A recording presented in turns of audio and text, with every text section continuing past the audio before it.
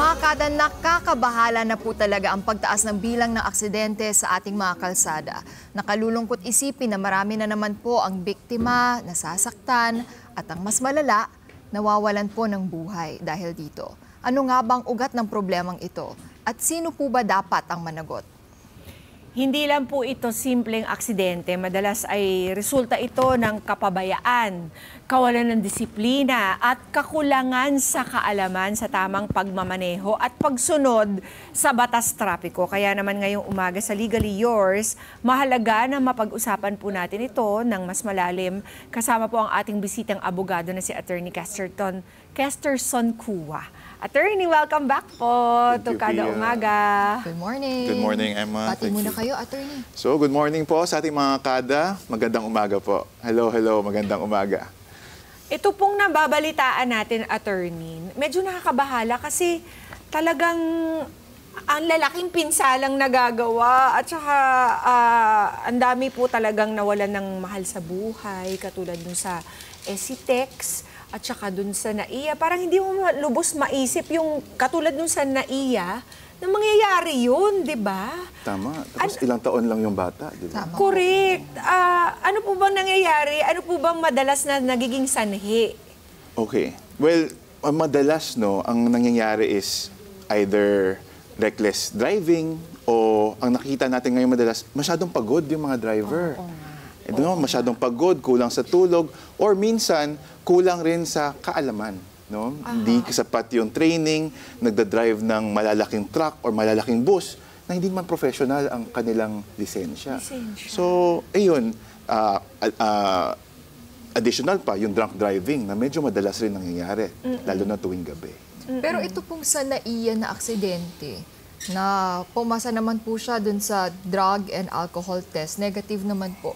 Meron lang talaga yung naapakan daw po yung accelerator instead of brake. Sa halip na preno ang naapakan, Attorney. At saka medyo matindi na ang driving experience nitong driver na ito.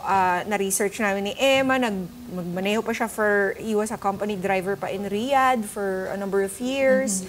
Tapos namasada rin pagdating dito. So parang hindi mo malubos maisip, bakit niya nagawa yun? Totoo, no? Minsan, unfortunately, human error lang talaga.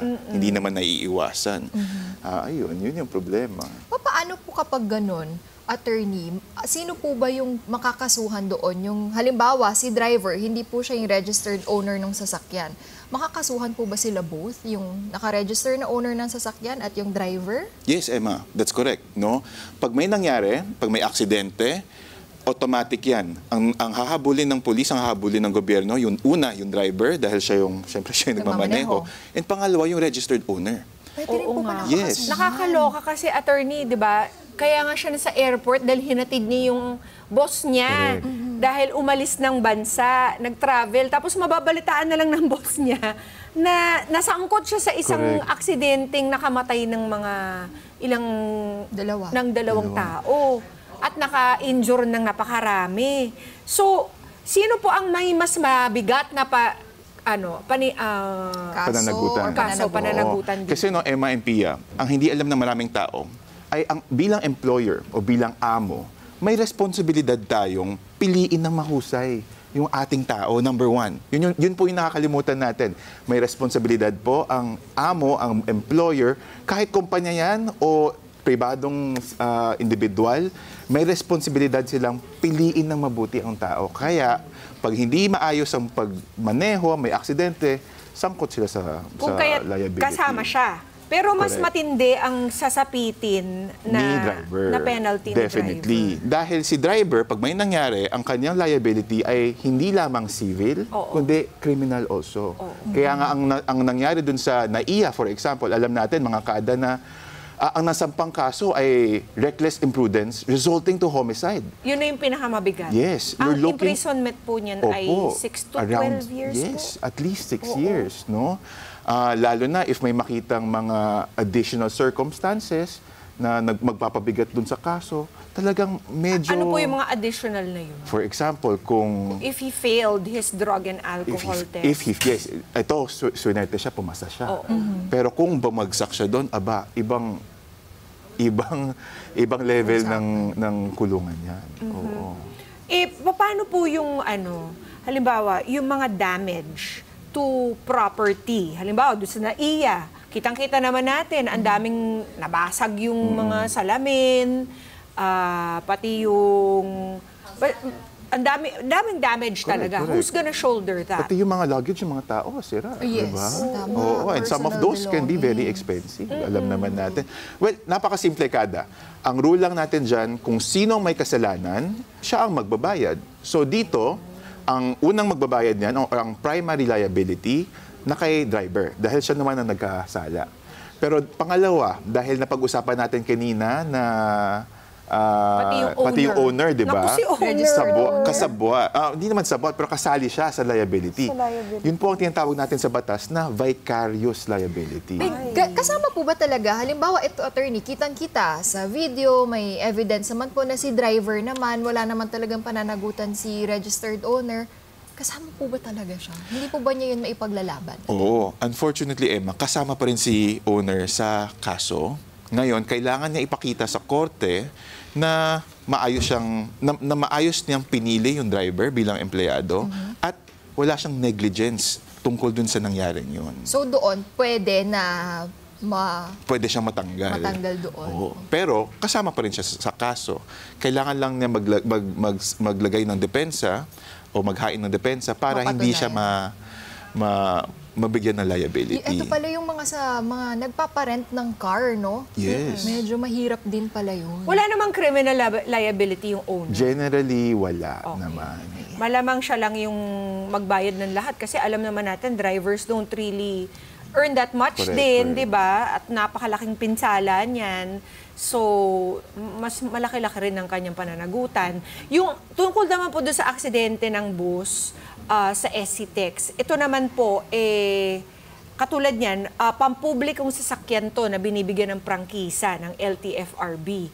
Mas malaki po ba ang responsibilidad ng isang professional driver versus a private driver? Okay, in terms of kung doon sa driver, wala namang pinagkaiba. Pareho lang yung liability Parang silang nila. naka-professional license for sure.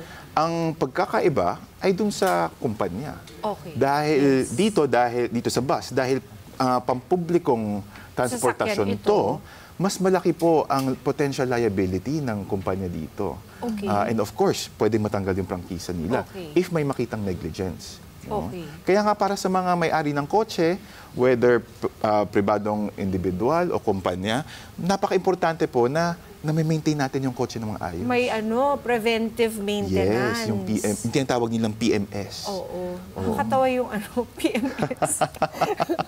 PMS talaga. PMS talaga. Preventive Maintenance Service. Oo. Yes.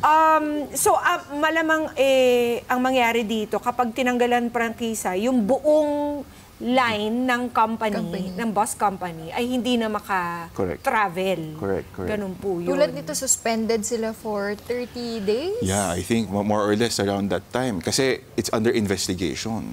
Oo. So paano po yun? Hindi, yung mga nagtatrabaho doon, paano yung sahod nila na hindi Pati naman ibang drivers apektado? maapektuhan. Oo. Unfortunately, dahil no work, no pay ang ating rule, wala rin silang makukuha. At yung mga naapektuhan po doon sa naturang insidente, sasagutin din po ng kumpanya. Dapat, yes. Wala pong pananagutan dito ang SCTEX. So Kapag far, sa ganitong pagkakataon. mukhang wala. Dito, mukhang wala. Dahil ang rule natin, kung sino ang sino ang gumawa nung damage, siyang mananagot. Ano naman po yung mga karapatan sakaling ikaw ay maging biktima sa ganitong klaseng aksidente? Ano naman po yung mga karapatan natin? Okay. Kung tayo po ay biktima ng isang aksidente, ang karapatan natin napakasimple. Lahat po ng ating pag-ospital, paggagamot, lahat po yan ay dapat sagot nung nakapagpinsala sa atin. Sila po dapat ang sasagot. Kung may amo sila, kung may boss sila o may kumpanya, or kung nakaregister sa ibang tao yung Yung sasakyan, yung registered owner po ay will also be held liable. Attorney, katulad po niyan, meron pong survivor na 2-year-old kid na nawalan na ng magulang. Paano mangyayari doon sa bata? Unfortunately, talagang, first of all, it's very sad what happened. No? Well, yung bata talagang naulila na. Kung ano man yung, kasi may babayaran po yung kumpanya at yung driver dahil nga po sa nawalan ng buhay yung magulang. Yun po ay mapupunta sa bata, sa kanyang mga, doon sa bata, hahawakan na kanilang guardian, pero ultimately, yung pera po na yun ay para sa pambubuhay dun sa bata. Kasi di ba minsan, halimbawa, meron tayong na aksidente tayo, tapos meron tayong naapektuhang individual, tapos hindi siya nakapasok ng school, ng trabaho. So parang yung lost income, di ba, kailangan bayaran din. Meron. Dahil hindi siya nakapagtrabaho. So dapat malaki-laki. Malaki yun, Pia. Ang ibibigay nila dun sa 2-year-old na nawala ng magulang. I expect pagdating dyan, milyon-milyon yan. Oo. Kasi pagpapaaral sa kanya, pagpapalaki sa kanya. Kaya, attorney, napakabigat po talaga nitong issue na ito. Ano na lamang po maipapayo? Meron din po silang meron din silang ina-examine ngayon nung Secretary of DOTR. Kasi ang balita ay di umano nakatulog yung bus driver dun sa SCTEX accident. Is 6 to 8 hours po ba ng tuloy-tuloy na pagmamaneho too much? Dahil kung ganyan-ganyan na ang nangyayari, kaya ano po ang maipapayo natin sa ating mga drivers, operators at sa mga pasahero din upang maiwasan natin ang ganitong aksidente? Okay, sa mga drivers and operators, lalo na sa mga operators, no, tandaan po natin na pag nagkaproblema, hindi po natin kayang ipasa lahat ng problema doon sa driver, lahat ng liability sa driver. Yung kasi yung pag-iisip ng iba na driver ko naman may kasalanan. It's not my problem. Yes. Mali po yung ganung pag-iisip. Dahil tayo po ang registered owner, tayo ang employer, may liability po tayo dito. So, number 1, wag naman natin ipapa-overtime yung mga driver. Whether kumpanya tayo, pampubliko o pribadong individual na amo, pag alam nyo namang gabi na kayo umuwi, o umaga na kayo umuwi, tapos papapasukin mo ng 6 a.m., kailangan nyo isipin rin kung kaya nung tao nyo mag-drive, no? Number 2, tingnan po natin kung talagang qualified yung tao mag-drive para sa atin. Baka naman hindi. Diba? I-check. Qualified ba? Hindi. Wag po tayo mag-rely lamang sa kanilang lisensya. No? Before hiring, paki-evaluate mo niyo yung tao, i-test nyo. Marunong ba talaga maghawak ng lalo na pag malalaking sasakyan, Pia and Emma? Yes. Diba? Kasi nakita nyo naman doon sa SLEX at sa SCTEX, kasi sa laki ng bus, talagang ang daming naararo. Diba? Ang daming vehicles na talagang naapektuhan.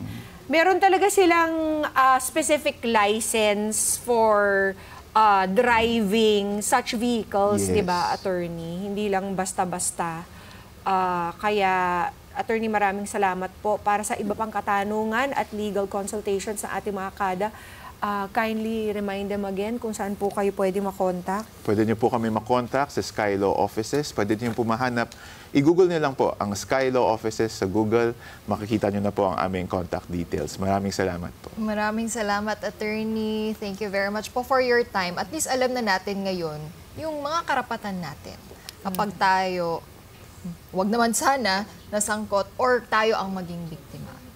Kaya mga kada, sana po ay nagbigay linaw ang ating usapan ngayong umaga tungkol sa mga vehicular accidents. Tandaan po natin na ang pagmamaneho ay isang pribilehyo. Kaya gamitin po ito ng tama at may pag-iingat. Mga Kanet 25, this is Pia Guanyamago. For more Kada Umaga updates, please click the subscribe button and follow us on Net25 social media pages at Net25 TV and at Net25 Entertainment Facebook page. See you guys. Bye!